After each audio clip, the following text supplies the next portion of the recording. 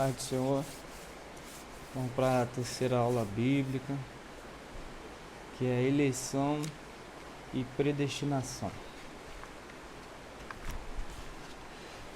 A leitura bíblica hoje vai estar em Éfeso, carta que Paulo escreveu a Éfeso, do capítulo 1, versículo do 4 ao 12. Se os irmãos puderem acompanhar, acompanha, não vou fazer a leitura. Repetir de novo, Éfeso, capítulo 1, versículo do 4 ao 12. Vamos entender um pouquinho sobre eleição, sobre predestinação. Vamos lá para a introdução. A eleição e a predestinação são termos importantes na compreensão da doutrina da salvação. Esses vocabulários ligados entre si elucidam o plano divino da salvação, o plano divino de salvar os pecadores. Nessa lição abordaremos o conceito bíblico e a interpretação pentecostal referente à eleição e à predestinação. Tópico 1. Eleitos para uma vida santa e irrepreensível. A dádiva da eleição precede nossa existência. Antes da fundação do mundo, Deus planejou salvar e capacitar para uma vida de santidade o que ele elegeu de antemão. A eleição divina. Eleição traz a ideia de escolha. Ao Éfesos, Paulo menciona 3 aspectos dessas escolhas. Primeiro, em que somos escolhidos em Jesus. Por isso ela é cristocêntrica, ou seja, a eleição é cristocêntrica. 2. Em que tempo se deu essa escolha? O tempo é dito antes da fundação do mundo, ou seja, antes da fundação do mundo, Deus nos escolheu. 3. E qual a finalidade? Para que fôssemos santos e irrepreensíveis. Acho que deu para compreender. Então, aqui fomos eleitos antes, desde a fundação dos tempos, né, irmão? Antes. E que ela é cristocêntrica, ou seja, só através de Jesus. Vamos prosseguir. As condições da eleição. A Bíblia de Estudo Pentecostal ensina que a eleição para a salvação em Cristo é oferecida a todos e torna-se uma realidade para cada pessoa de acordo com seu prévio arrependimento e fé. Entretanto, esse meio não é mérito. Ninguém pode cumpri-lo sem a graça de Deus. Desse modo, fomos eleitos por iniciativa divina por causa da graciosa obra de Cristo, não pelas nossas obras. Não é o que eu faço, é o que Ele fez. Terceiro, vida santa e irrepreensível. Paulo enfatiza que a eleição tem a finalidade específica de sermos santos e irrepreensíveis diante dele, Deus. Nesse aspecto, o vocabulário grego ágios, ou seja, santo, significa separados do pecado. O adjetivo grego ámonos, ou ámomos, irrepreensível, palavra difícil, que quer dizer irrepreensível, expressa algo sem defeito ou inculpável. Os termos apontam para a santificação. Isto é o mais alto padrão ético e moral da vida para agradar a Deus, que nos elegeu em Cristo. A nova vida dos eleitos. O tema é apresentado com exortação contra a velha conduta,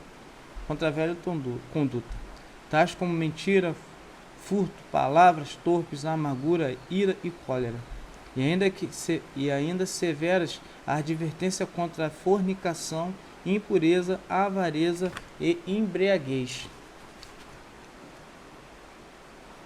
A finalidade é apresentar a Deus uma igreja gloriosa, sem mácula nem ruga, mas santa e irrepreensível.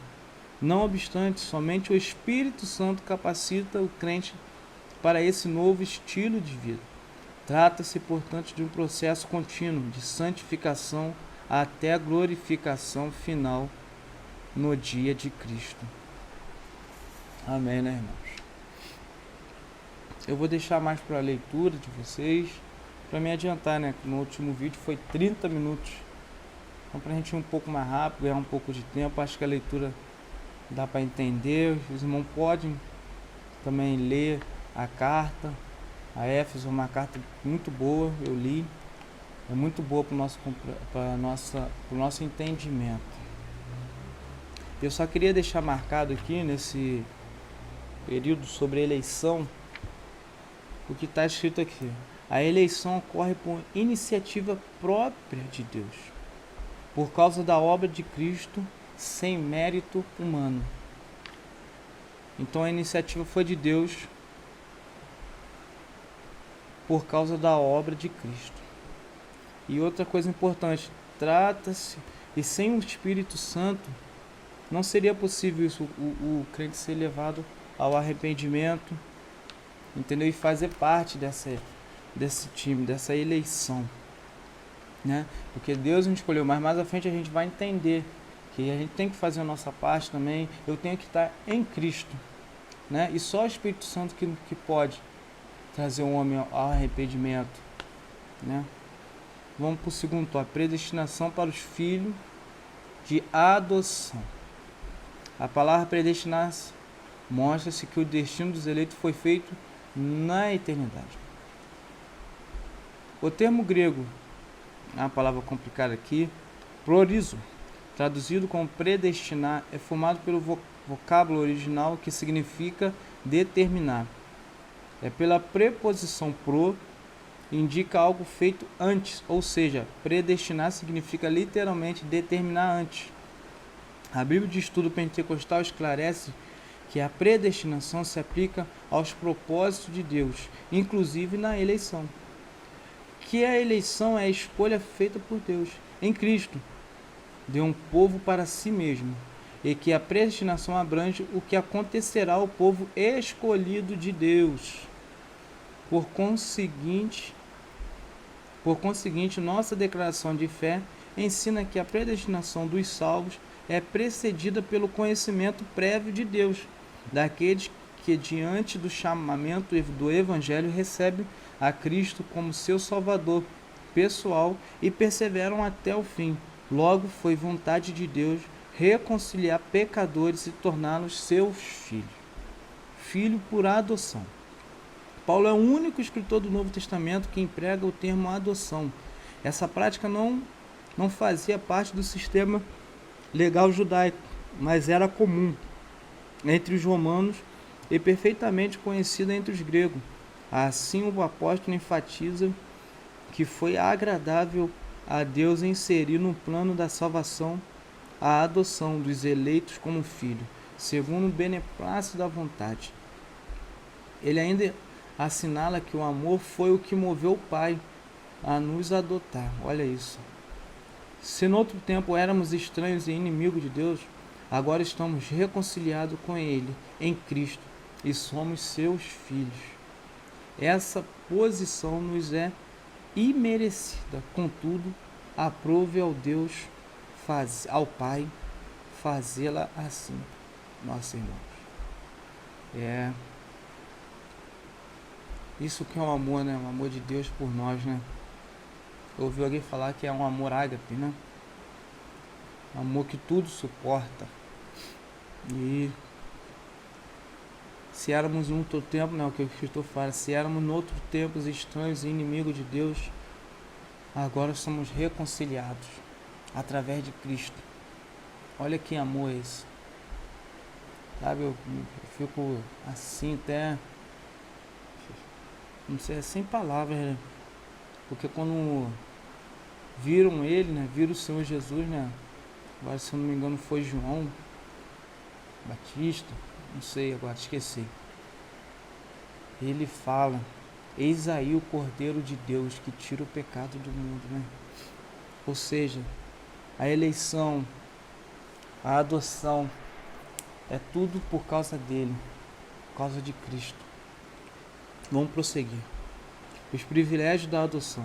Deus criou o ser humano não para estar em comunhão. Deus criou o ser humano para estar em comunhão com ele. Mas o pecado rompeu essa dádiva.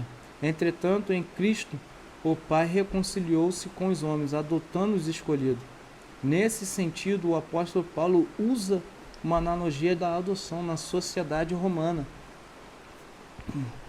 em que o filho adotado recebeu direito ao nome e aos bens de quem o adotava. Igualmente na filiação divina, Deus predestinou as bênçãos de um novo nome e de uma nova imagem, a imagem de Cristo, aos eleitos. Então Deus concede a redenção e a remissão de pecado e restabelece a comunhão com o pecador, dando-lhe o direito de clamar Abba Pai. Este é o direito de ter a eternidade com o Pai. Isso significa que passamos a ser herdeiros de Deus e co-herdeiros em Cristo, das promessas a Abraão e da vida eterna. Tendo sido aceito por Deus, somos transformados em filhos para o seu louvor e glória. Amém, irmão. Vamos a sublimidade do propósito divino na predestinação. A excelência da predestinação está na provisão de bênçãos espirituais aos eleitos por vontade divina em Cristo e por seu incalculável amor. Predestinação e salvação. O soberano Deus não predestinou incondicionalmente pessoas algumas à condenação eterna. Vou ler até de novo para ficar. O soberano Deus não predestinou incondicionalmente pessoas alguma à condenação eterna, mas deseja que todos se arrependam e convertam-se de seus maus caminhos. Nas 6 vezes que a palavra aparece no Novo Testamento, nenhuma delas refere-se à condenação de pecado. Portanto, não houve uma dupla predestinação em que Deus decretou a escolha de que uns vão para o céu e outros para o inferno. Nossa declaração de fé assevera que a predestinação bíblica diz respeito apenas à salvação, sendo condicionada ao arrependimento e à fé em Cristo Jesus, segundo a presciência divina. Olha isso, irmão. Ninguém é predestinado à condenação, irmãos. Não existe isso, que uns vão para o céu, que outros vão para o inferno. Não. Negativo. Se você pegar lá no Evangelho que escreveu segundo João, ele vai dizer lá que Deus amou o mundo de tal maneira. Ele não está falando que Deus amou a igreja, que Deus amou os romanos, que Deus amou os judeus, não. Deus amou o mundo de tal maneira que deu seu Filho unigênito. O que eu entendo por isso? O amor de Deus é para todos. Para todos. Mas nem todos irão escolher. Se todos... e Deus não vai forçar ninguém a escolher Ele. Porque isso não seria nem amor. Né? Deus não é nem está nos amando assim, porque Ele ia forçar alguém. E que amor força alguém a fazer algo? Você que é casado, você que é casada, você vai forçar o seu cônjuge a fazer algo que ele não gosta? Isso não é amor. Isso é você mandar. E Deus nos chama para o amar. Deus não vai forçar ninguém a fazer nada, irmãos. Isso tem o livre-arbítrio. Porque se Ele quisesse que todos o amassem, Ele poderia ter feito isso. Mas isso não seria um amor sincero da nossa parte. Porque seria tipo uma ordem dele. Que a gente só teria essa escolha. Mas Ele nos dá 2 escolhas. Né? É o amar e não amar. Não tem essa. É céu ou inferno. Cabe a nós escolhermos para onde queremos ir. Porque o Pai está de braços abertos. Existe um céu para mim e para você. Acabamos de dizer que somos herdeiros do céu e co-herdeiros em Cristo. Então isso que uns nasceram para a salvação e outros nasceram para a condenação, isso é balela. Isso é papo furado. Não existe isso. O que existe são escolhas nossas. E Deus não vai interferir nas nossas escolhas. E pode ter certeza que nenhuma das nossas escolhas interfere no plano de Deus. Porque Deus é presciente. e onipotente. Vamos terminar. Predestinação e o amor. Antes de Deus criar qualquer coisa, o seu plano de redimir a humanidade e de definir o destino dos crentes estava estabelecido. Por conseguinte, a Bíblia mostra que a redenção divina não foi uma medida de emergência, ao contrário, era plano imutável do amor de Deus desde sempre. Aqui consiste a sublimidade dos propósitos eternos em prover a salvação. O amor de Deus. Foi por amor que Ele nos elegeu e nos predestinou em Cristo. Isso implica dizer que a salvação, como favor imerecido, provém do amor de Deus. Não obstante, os que se achegam a Cristo não são coagidos, mas atraídos a Ele. Cristo nos atrai. Não somos coagidos a nada. Entendeu? É um relacionamento. E que possamos a cada dia entrar cada dia mais nesse relacionamento, nesse amor.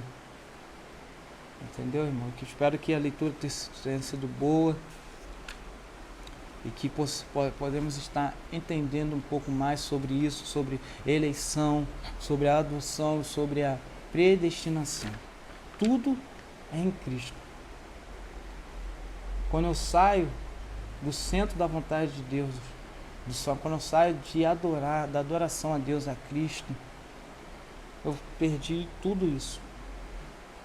Entendeu? Então, que cada dia possamos estar permanente na vontade de Deus e em breve nos encontraremos no céu. Que seu domingo seja abençoado, irmão. Fica na paz.